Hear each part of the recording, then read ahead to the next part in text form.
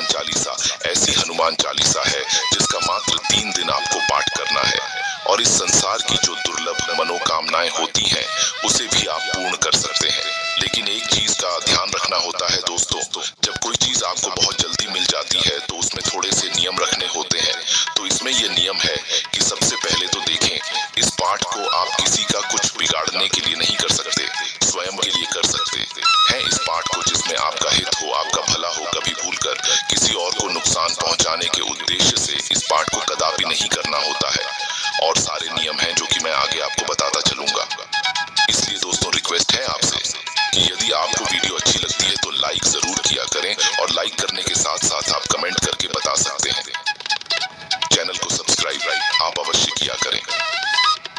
दोस्तों देखिए, हनुमान चालीसा आप सभी में से बहुत सारे लोग प्रायः पढ़ते होंगे मंगलवार, शनिवार या फिर प्रतिदिन। लेकिन ये जो हनुमान चालीसा है मात्र 3 दिनों में आपकी दुर्लभ कामनाएं पूर्ण हो जाएंगी। तो देखिए, ये विशेष तरीके से पढ़ना है और तंत्र शास्त्र में इस तरीके को बहुत ज्यादा पावरफुल माना जाता है। जैसा कि मैंने अभी नाम लिया, आप समझ सकते हैं तंत्र शास्त्र। दोस्तों एक विशेषता होती है इसकी कि आप नियम के अनुसार करें तो वह सब कुछ पा सकते हैं जो आप बहुत दिनों के प्रयास के बाद भी सफल नहीं हुए। यदि आप बहुत ज्यादा समय से परेशान हैं तो आप अन्य कहीं मत जाइए। दोस्तों ये उपाय ऐसा है कि जिससे हनुमान जी का आसन हिल जाता है, आसन डगमगा जाता है। वह अपने भक्त के पास आकर के उसके काम को पूर्ण करते ही करते हैं। तो चलिए विशेष उपाय की बात कर लेते हैं। करना क्या है तो देखिए, किसी भी मंगलवार से इसे शुरू कर सकते हैं। मंगलवार से यदि आप यह उपाय शुरू करते हैं या फिर किसी विशेष दिन, यदि कोई शुभ दिन हो और उस दिन मंगलवार हो, उस दिन भी आप इस उपाय को शुरू कर सकते हैं। तो आपको जो यह उपाय करना है हनुमान चालीसा के पाठ वाला, वह आपको रात्रि के 9 बजे करना है। अब आपके मन में एक हलचल हो रही होगी कि क्यों नहीं इस उपाय को हम सुबह कर सकते हैं।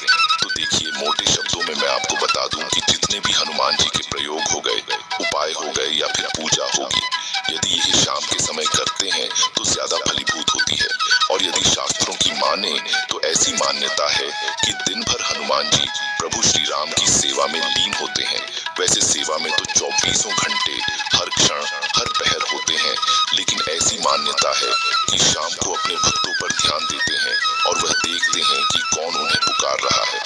इसलिए हनुमान जी की पूजा का सबसे उचित समय माना जाता है। तो यह जो प्रयोग करना है, उपाय करना आपको रात्रि को 9 बजे करना है। आप समझ गए होंगे, किसी भी शुभ मंगलवार से आपको यह पाठ शुरू करना चाहिए। जैसा कि आपको हनुमान चालीसा का पाठ करना है, हनुमान चालीसा आपको याद है तो बहुत अच्छी बात है, नहीं याद है तो आप किताब वगैरह ले सकते हैं। हनुमान चालीसा का पाठ करने के लिए आपके सामने श्री राम दरबार की एक फोटो होनी चाहिए। आप समझ रहे होंगे, जिसमें राम जी होते हैं, सीता माता लक्ष्मण जी होते हैं। जहाँ पर हनुमान जी होते हैं, लाल कपड़ा बिछा लीजिए, उनको रख लीजिए।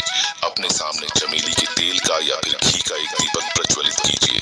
धूप बत्ती वगैरह जलाना चाहे तो जला सकते हैं और थोड़ा सा प्रसाद वहाँ अवश्य रखें।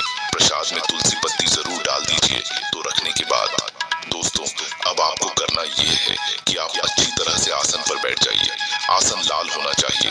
बाकी वस्त्र यदि लाल पहन पाते हैं तो अच्छा है, नहीं पहन पाते तो कोई समस्या वाली बात नहीं।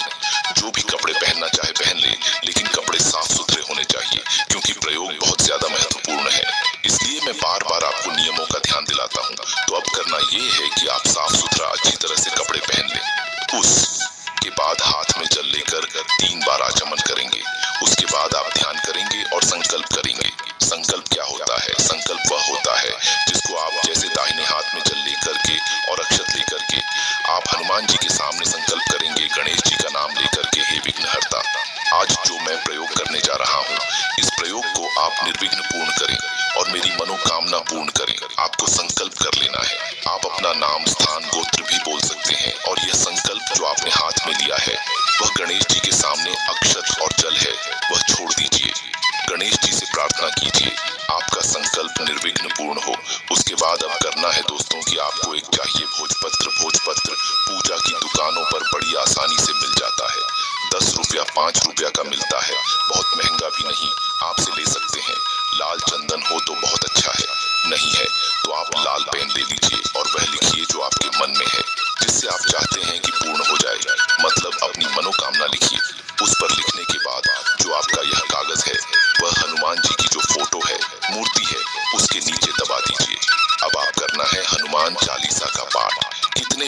करना है तो देखिए, आज आपको हनुमान चालीसा को मंगलवार का 3 पाठ करना है। मंगलवार के दिन हनुमान चालीसा का 3 पाठ करना है। इस चीज का ध्यान रखें।